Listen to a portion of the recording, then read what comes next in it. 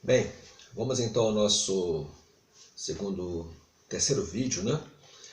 A terceira parte da nossa aula, ainda abordando a parte introdutória, né, de Colossenses. Falamos um pouco sobre o aspecto contextual da cidade de Colossos, a sua vida religiosa e como que a igreja ela foi fundada ali naquela cidade.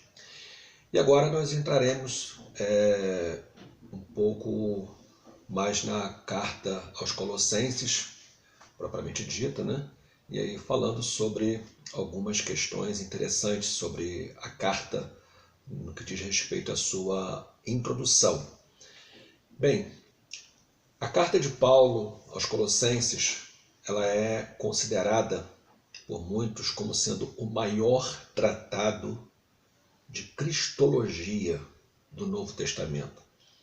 Se alguém quiser se aprofundar na doutrina de Cristo, precisa obrigatoriamente estudar Colossenses, porque é nesta carta que Paulo mais vai abordar conceitos, pensamentos sobre Cristo e estabelecer assim a doutrina, né, de Cristo. O grande teólogo, comentarista e biblicista Wiersbe, ele chega a dizer que alguns estudiosos da Bíblia acreditam que Colossenses seja a epístola mais profunda que Paulo escreveu. Claro, alguém pode, olhando, tendo como base um outro fundamento, querer argumentar que tenha sido Romanos, outros vão dizer Efésios, mas tendo em vista a profundidade com que Paulo aborda, sobretudo a doutrina de Cristo nessa carta, então de fato ela merece a nossa atenção, nosso louvor, né? Quando nós vemos o assunto que nela é tratado pelo apóstolo Paulo com muita profundidade. A mensagem de Colossenses, ela é uma mensagem extremamente necessária para os dias atuais, para a igreja contemporânea, porque nós vivemos hoje tempos semelhantes aos tempos dos nossos irmãos em Colossos, quando lá nós vamos observar isso aqui no desenvolvimento do nosso estudo, quando havia a tolerância com o erro e a intolerância com a verdade. Isso lhe é familiar, né? Não vivemos um tempo como esse, onde o erro tem sido tolerado e a verdade tem sido desprezada.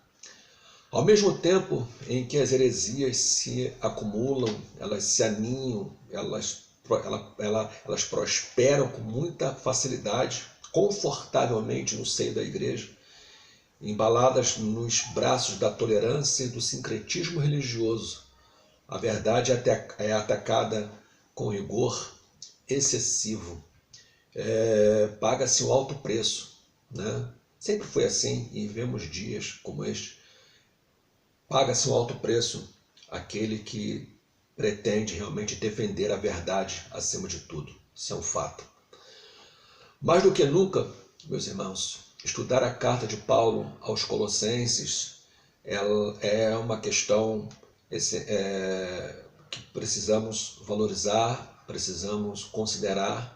É oportuno, é necessário, uma vez que nós testemunhamos um ressurgimento, né, vigoroso de obras insolentes, atacando o nosso bendito Deus e Salvador Jesus Cristo. Quantas doutrinas heréticas, quantas heresias que surgem constantemente, que vêm confrontar, né, a sã doutrina acerca de Deus, acerca de Jesus. Homens pervertidos, réprobos, quanto à fé, com empáfia e arrogância, vomitam, né, suas heresias, suas falas, levantam suas bandeiras contra a verdade cristã, anulando principais doutrinas bíblicas, ridicularizando a fé cristã, negando principais doutrinas fundamentais da fé cristã, como a inspiração das Sagradas Escrituras, o nascimento virginal de Cristo, a sua morte vicária, a sua ressurreição e a sua santidade, né, imaculada. Doutrinas como estas são constantemente negadas por aqueles que se dizem detentores da verdadeira revelação, né, espiritual. A doutrina de Cristo sempre agitou o inferno e muitos opositores têm se levantado contra ela. Sempre, quando se fala de Cristo, né, parece que há um alvoroço no inferno para se tentar desmentir, para se tentar enfraquecer a pregação. Porém, todo aquele que se levanta contra o Filho de Deus será reduzido a pó, pois ninguém pode lutar contra o Eterno e prevalecer. Porque muitos se levantam como fortes, mas nós sabemos que somente Deus é o Todo-Poderoso, contra ele ninguém pode, ninguém prevalecerá jamais. Muitos lutarão, muitos tentarão negar a fé cristã, muitos tentarão ridicularizar a doutrina de Cristo, negando a sua veracidade, a verdade, enfim, mas a verdade sempre prevalecerá.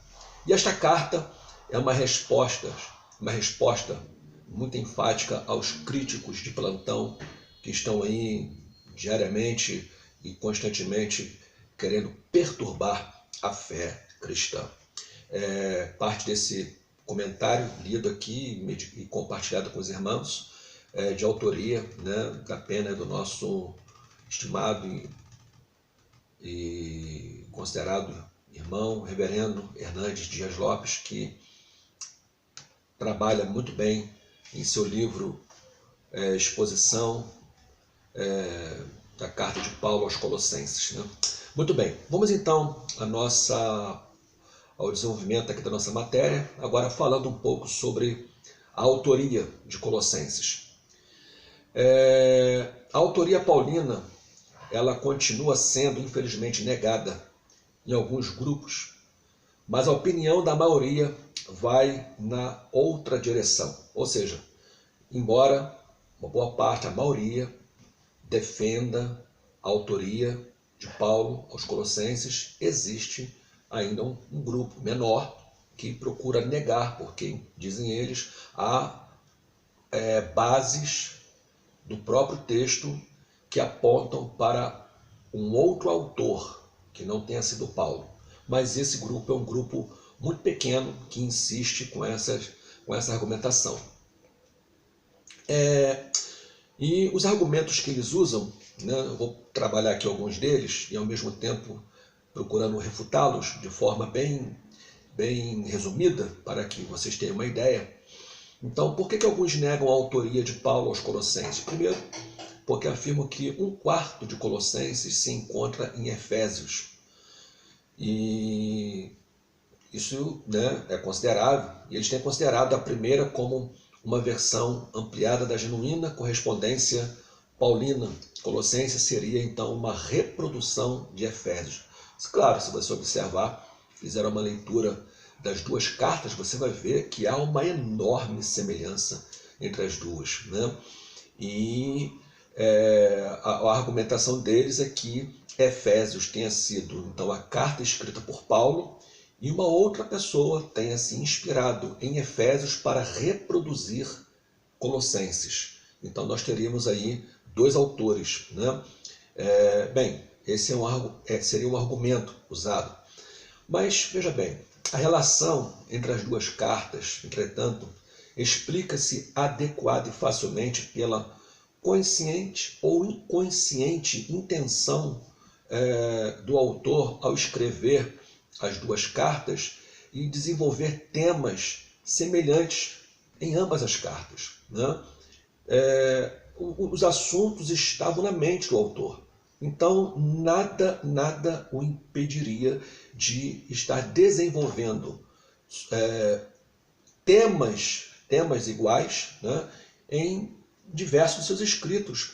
O que proibiria o apóstolo Paulo de escrever sobre casamento, por exemplo, em Efésios, e escreveu o mesmo assunto na sua carta aos Colossenses. Nada o impediria, não há nenhuma dificuldade em relação a isso. O fato de haver nas duas cartas um tratado sobre os mesmos assuntos, alguns assuntos que se repetem ali, isso não invalida de modo algum a autoria paulina, né? Porque nada o impediria de repetir, né, os temas em cartas diferentes.